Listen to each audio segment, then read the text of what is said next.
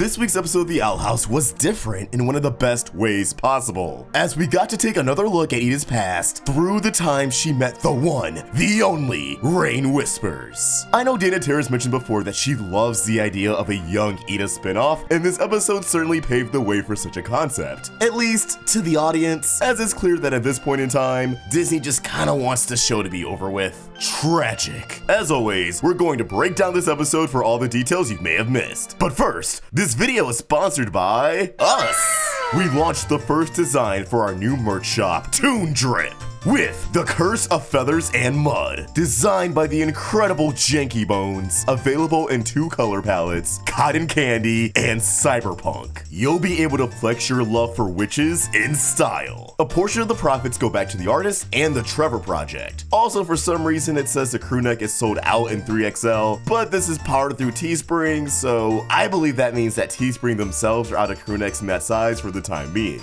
We'd love to launch new designs every few weeks, if not more often, but it all depends on the support we're given. So please be sure to follow Toon Drip on Twitter at Toon Drip and Instagram at Toon Drip Clothing. I'd love if we could get to 500 followers by the end of the week.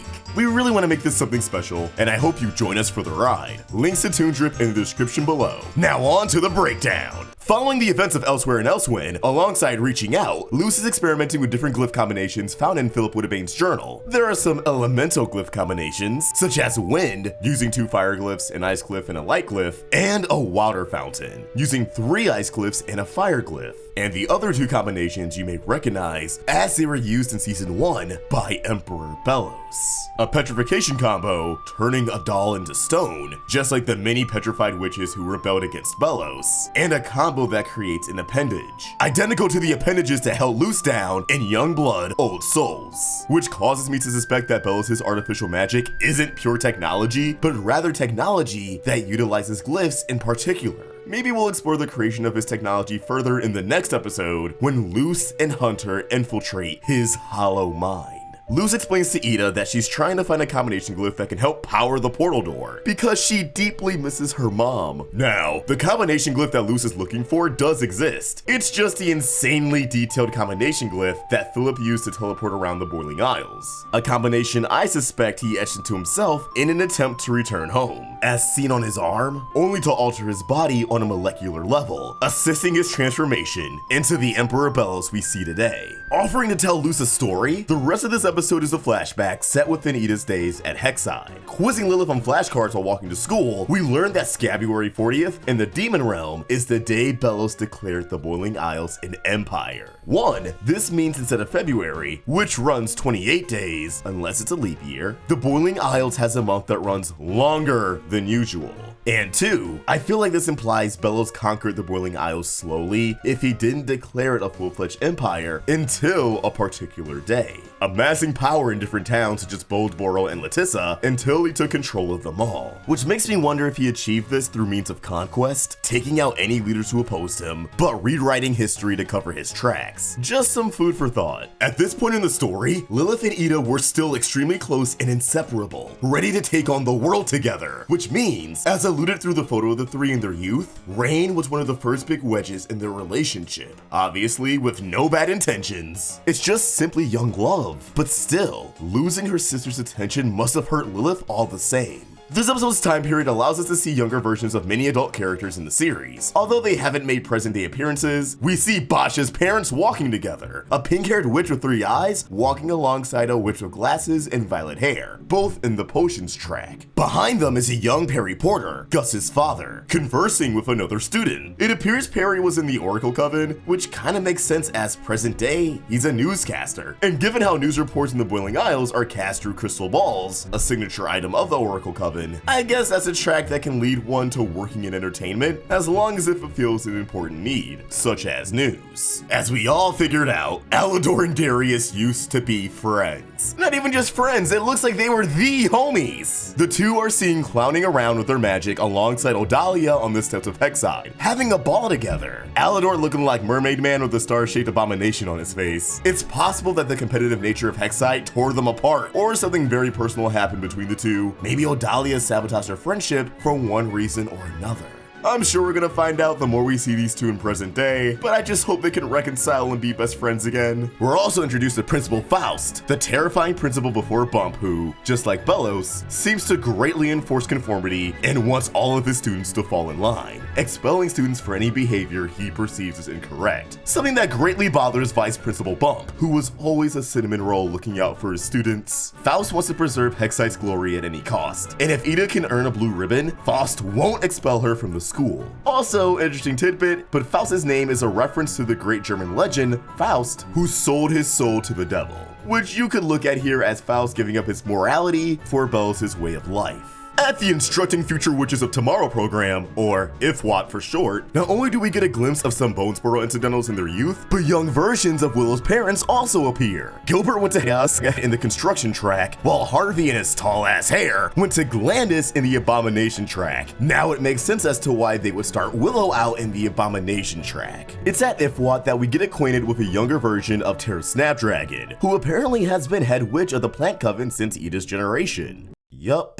What? Y'all thought I was gonna say something about how she's hot? Yeah, we get it. I like cougars. Move on with the program. Assigned as proctor for the day, Terra immediately takes the reins and renames it to Heck, helping enhance Coven know-how. The lady knows how to acronym. It's clear, however, that Terra isn't just in this for the good of young witches. She has a sadistic side that she uses her position of power to explore, pushing these young witches to their absolute limit. Crazy, crazy bitch! Eda's down in the dumps due to botching her first trial, failing the assignment and failing to gain the trust of those around her. And after sipping on some trash Gatorade, she's soon simping after being approached by Raine, who uses their bard magic to whistle into the liquid, changing its chemistry with sound waves. A very useful skill that comes back later in a huge way. If you listen to the music in the background during this encounter, you can also vaguely hear Raine's rhapsody. They're going all out with the cuteness. A rebel who struggles to fit in, connecting with a powerful prodigy, bringing out the best in each other. Where have we seen that before? Yeah, there are a few Lumity parallels in this episode. The corner Raine approaches Eda in is actually the same corner Amity was sitting at before being approached by Luz in Convention, both leading to meaningful conversations. We see that Eda and Raine immediately hit it off, teaming up and blissing through the program together. We also learned that Raine initially went to St. Epiderm at the knee, attending on a scholarship due to their talent, and if they lose, they'll have to find a new school. And I just gotta say, Epiderm's uniforms have drip. Before we continue, it's time for this week's Fan Spotlight.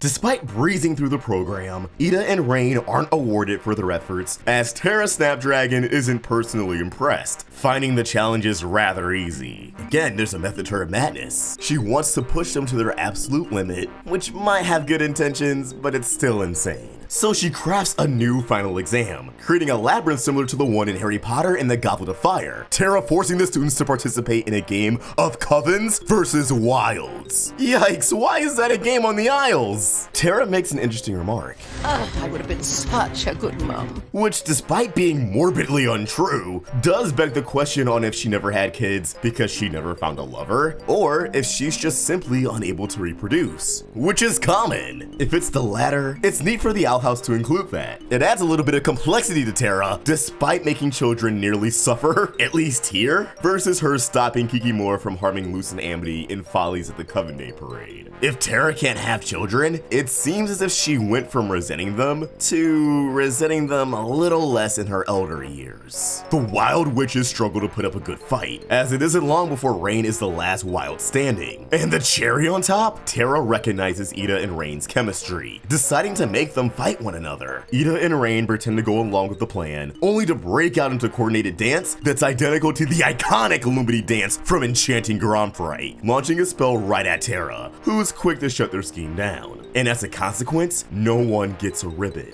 But then that soft side comes out, deciding to give only Eda a ribbon in order to avoid her expulsion and ultimately help Eda prosper as a witch. Too bad Eda eventually got expelled anyway. Back at Hexside, we see another wedge in Lilith and Eda's bond as children, with Lilith caught up in her studies and unable to properly give Eda the attention she deserves, disengaged in conversation. But luckily, as Lilith has to leave, Raine arrives, delighted to be a new transfer at Hexside. Asking the 411, Raine is seen swooning over Eda as they enjoy their first lunch together. Raine's Rhapsody in the background one more time, bringing the flashback to a close. And bringing on the insane cliffhanger that confirmed my theory. What the hell? Back at the Emperor's castle, Terra is once again checking in on Raine, who claims they're still suffering from migraines. Terra feeds Raine the mind-altering tea, but this time, we see Raine whistle into it. And after Terra walks away, Raine shows once again why they're the MVP.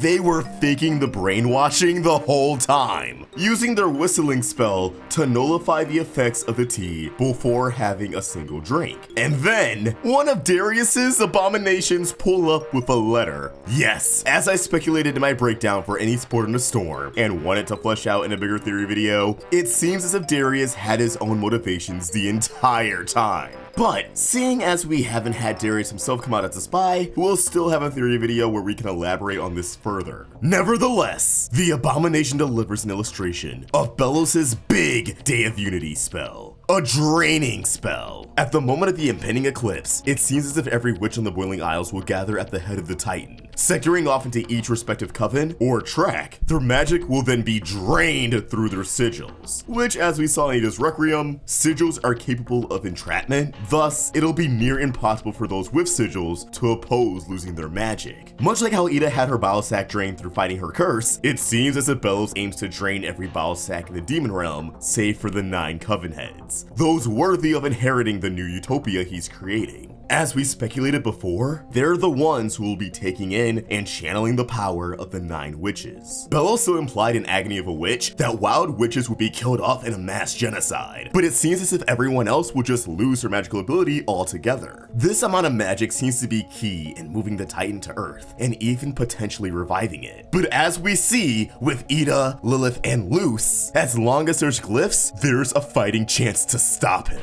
Darius's abomination hints that Eda is the key to defeating Belos, but Raine refuses to get her involved again, as even if Darius and Everwolf may be secretly on their side, Kikimora still arrived to the scene in Eda's Requiem. So assuming Darius filled Raine in on his true nature afterwards, which he might have been planning to do in the first place, there's still a great chance that Kikimora would have ensured Eda received punishment, should she have stuck around and got captured as well. Wanting to keep Eda safe, Raine vows to find an alternative to stopping the Day of Unity, bringing this episode to an insane close. As always, I want to know what you guys thought of this episode. How did you feel about the big twist at the end? Were there any big details we may have missed? Keep the conversation going in the comments and over on our Twitter and Instagram at Roundtable Vids and at OstricVox. Be sure to give us a follow. One more time, please be sure to check out Toon Drip, and if you enjoyed this video, please throw it a like and subscribe to the Roundtable for more great cartoon content. Thank you for watching, and I hope you have an awesome day. See ya!